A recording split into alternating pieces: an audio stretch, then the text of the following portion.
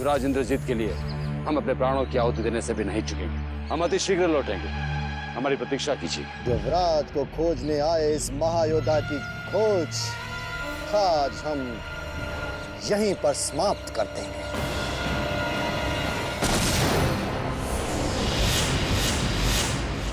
महाराज को हमारी तरफ से ये कह देना कि हम उनको दिया हुआ वचन पूरा नहीं कर सके। मांग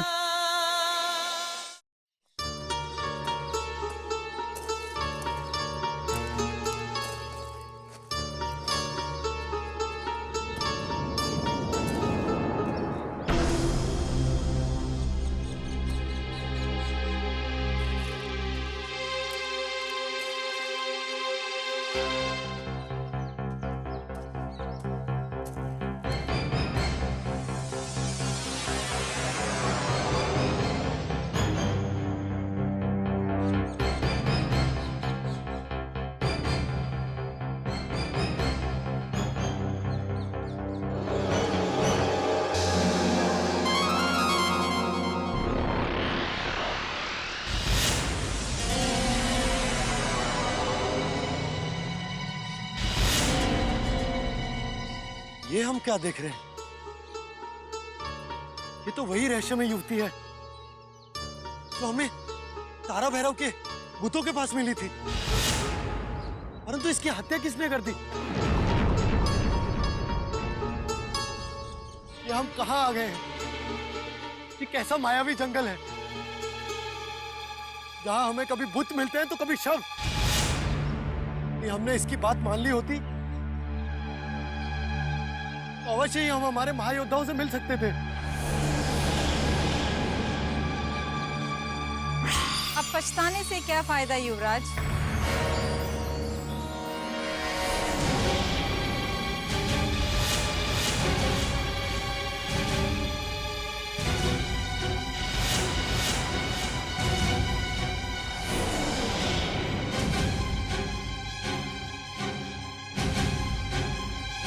मुझे ये संसार छोड़े हुए एक लंबा समय बीत चुका है युवराज।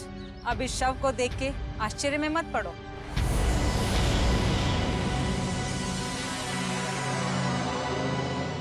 तो तुम एक आत्मा हो, भटकती आत्मा?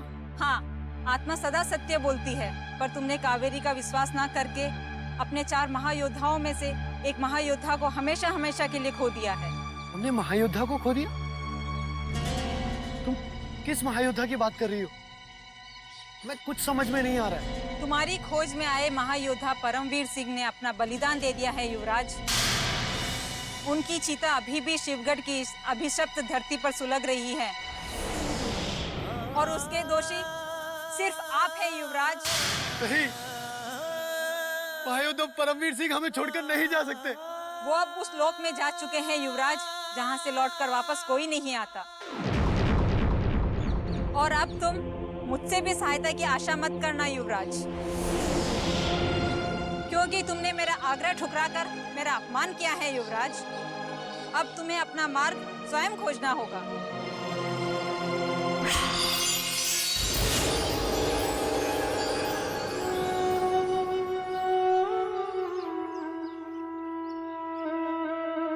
पहले नाना श्री और अब महायोद्धा परमवीर सिंह।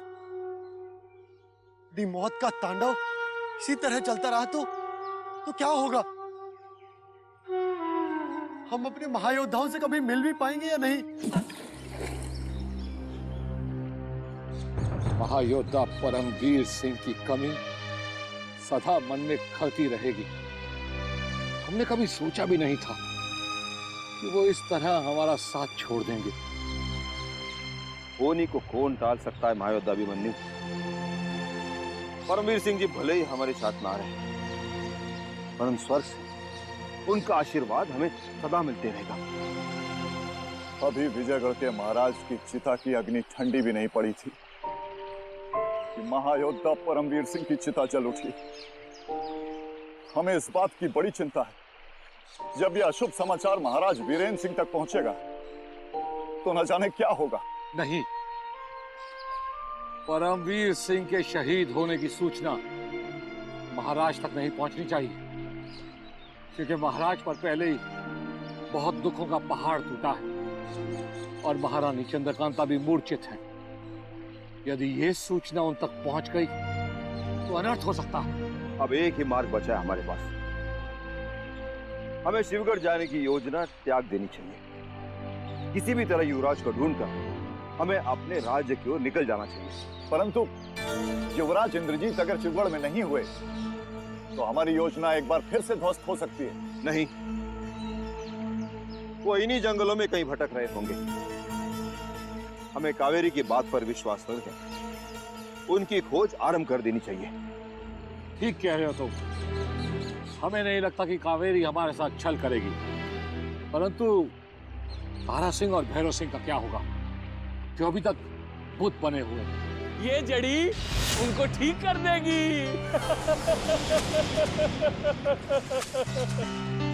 ये जड़ी उन भूतों को चलने फिरने लायक बना देगी।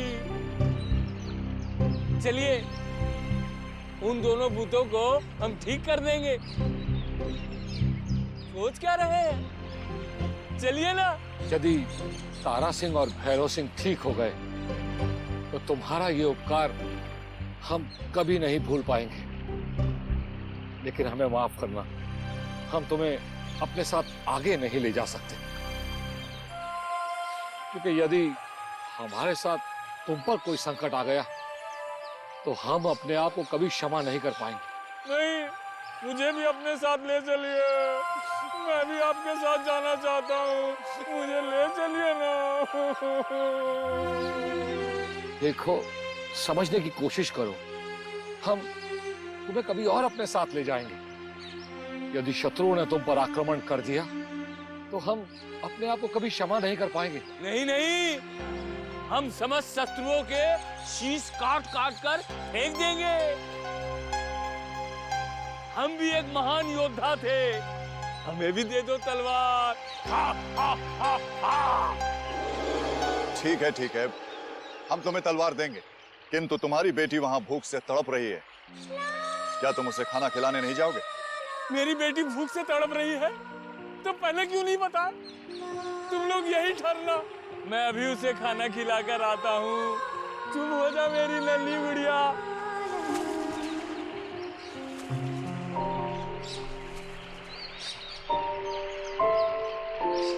इससे पहले कि ये लौट आए, हमें तुरंत तारा सिंह और भैरव सिंह के पास पहुंच जाना चाहिए।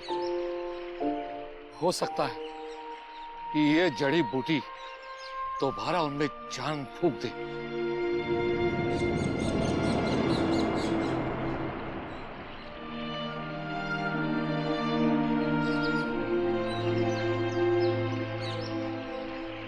इन्हें पुनर्जीवित करने का बस अब यही उपाय है।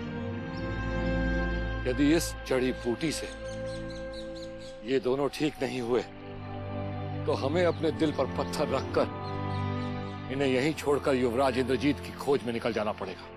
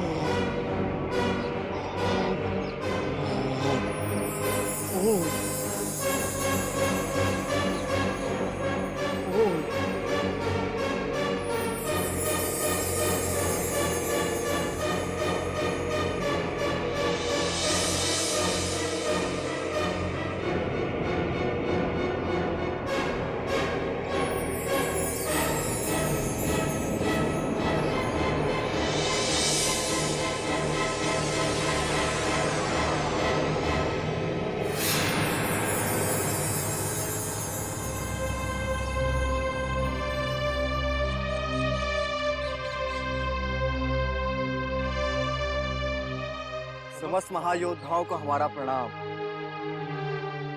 ईश्वर का बहुत बहुत धन्यवाद। आप दोनों को जीवित और बोलते हुए देखकर हम बहुत प्रसन्न हुए।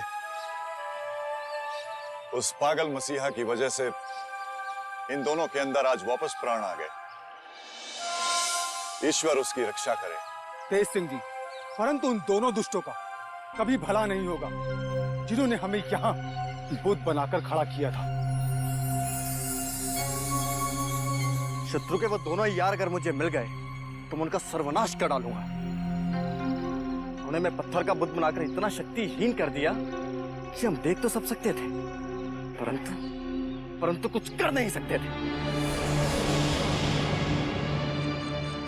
हमारी आंखों के सामने से युवराज इंद्रजीत सिंह चले गए। अनेक प्रयत्नों के पश्चात भी हम उन्हें आवाज देकर रोक ना सके।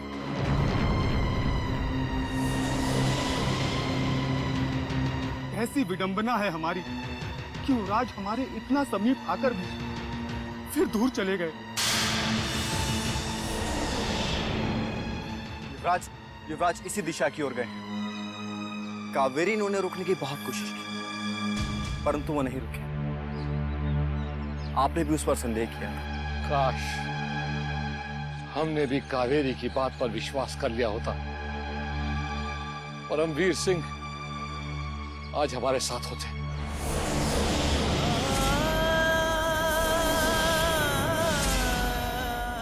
क्या? हाँ, जब वो तुम्हारे लिए जड़ी बूटी लेने गए थे तो कायर शत्रु ने उन्हें हाथ गोले से धोखे से उड़ा दिया। इससे पहले कि शत्रुओं की दृष्टि युवराज इंद्रजीत पर पड़े, हमें उन्हें ढूंढकर अपने कब्जे में कर लेना चाहिए।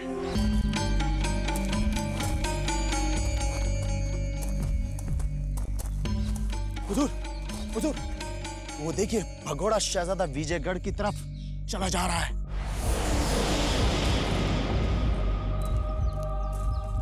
इसका मतलब हमारा प्रयास व्यर्थ नहीं हुआ शेर खान, किंतु अब हमें किसी भी तरह इस युवराज को दबोचना होगा।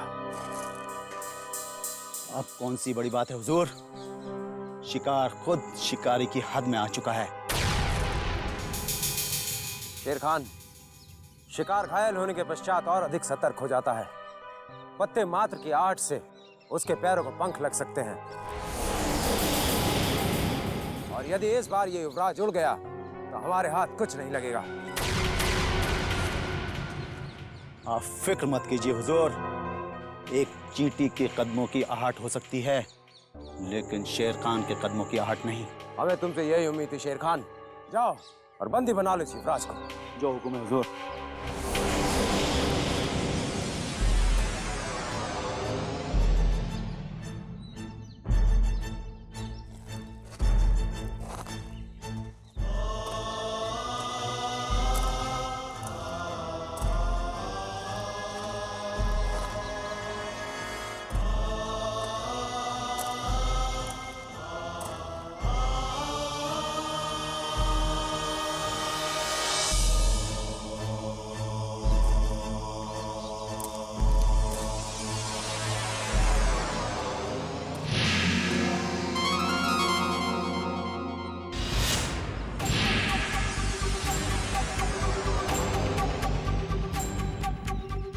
अब एक कदम भी आगे बढ़े युवराज तो बेमौत मारे जाओगे।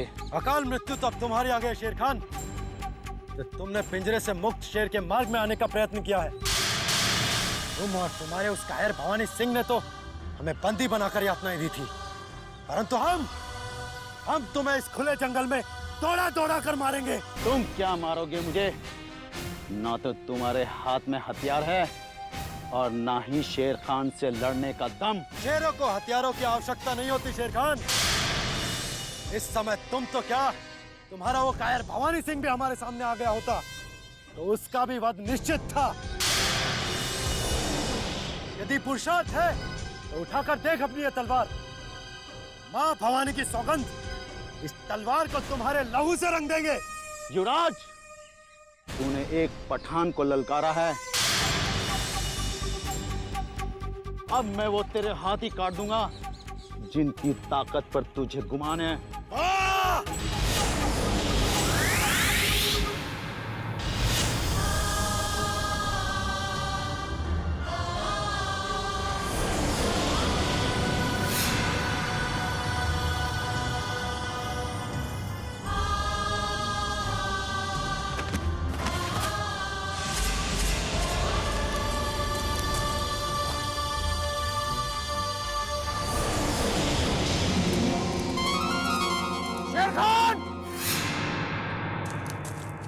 इलाहा इल्लल्लाह मुहम्मदुर रसूलुल्लाह।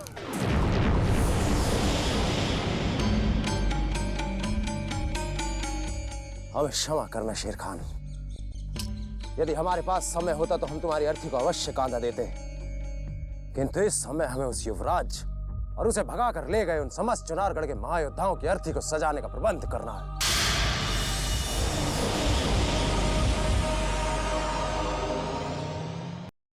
कहां छुपे हो चुनारगढ़ के कायर योद्धाओं? हिम्मत है तो सामने आओ। मां काली की सौगंध, हम अपने हाथों से तुम्हारी समाधि बना देंगे।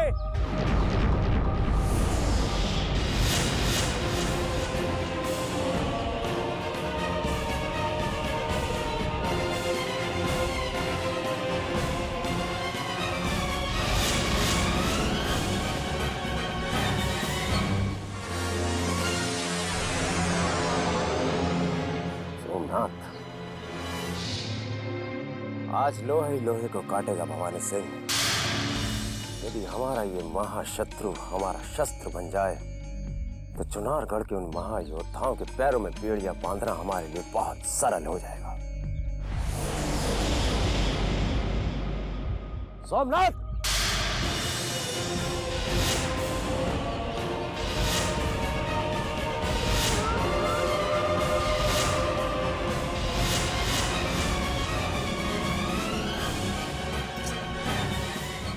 सिंह, किस्मत बहुत बुलंद है मेरे आका। उधर चुनारगढ़ के दुश्मन और इधर शिवगढ़ का जाबाज। चारों तरफ खून ही खून है चंगेज की प्यास बुझाने के लिए। समीप आओ सोमनाथ।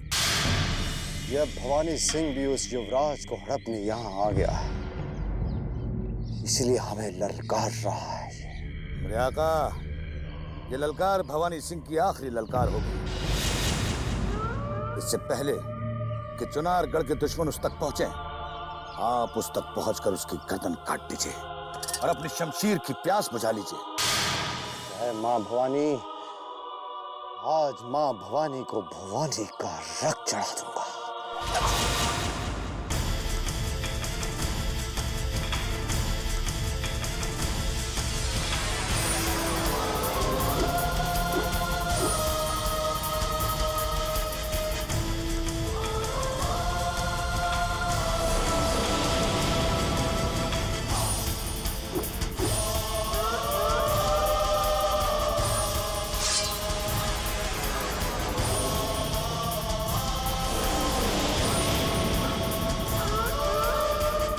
सोमनाथ, हमारी ये तलवार तुम्हारे लिए नहीं, अपितु चुनारगढ़ के उन योद्धाओं के लिए निकली है जो शिवगढ़ के बंदी को यहां से ले जाने का साहस कर रहे हैं। यदि आज घर के शत्रु मित्र बन जाएं, तो चुनारगढ़ के उन योद्धाओं को हम सरहद से कभी जीवित नहीं लौटने देंगे। भवानी सिंह साहब, हमारी शमशीरें हमारी मयान में वापस रखी जा सकती हैं, मगर एक शर्त है। चुनारगढ़ के सारे दुश्मनों के खात्मे के बाद अगर उस भगोड़े शहजादे पर किसी का हक होगा तो सिर्फ मेरे आका सोमनाथ का। चुनारगढ़ के महायोद्धाओं के पश्चात हमारी तलवार से तुम्हारा और तुम्हारे इस गुलाम का वध होगा सोमनाथ। किंतु अभी हम तुम्हें खुश करने के लिए वचन दे देते हैं, परंतु युवराज इंद्रजीत के हाथ आते ही इस वचन को हम स्वयं तोड़ देंगे। क्या सोच रहे हो भवानी सिंह? अधिक सोचकर हमारा और अपना समय नष्ट मत करो। यदि और सोचते रहे तो शिवगढ़ की आबरू खतरे में आ सकती है। सोमनाथ, उस युवराज पर तुम्हारा ही अधिकार होगा।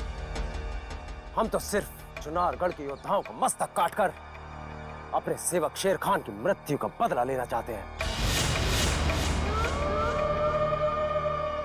आका, शेर खान से गुलाम की दुश्मनी जरूर थी, लेकिन चुनारगढ़ के दुश्मनों ने उसका कत्ल करके चंगेज खान के भीतर के शैतान को जगा दिया है। अब चंगेज के नहाने का वक्त आ गया है मेरे आका। चुनारगढ़ के महायोद्धाओं का काल आ गया है भवानी सिंह। चलो सैनिकों,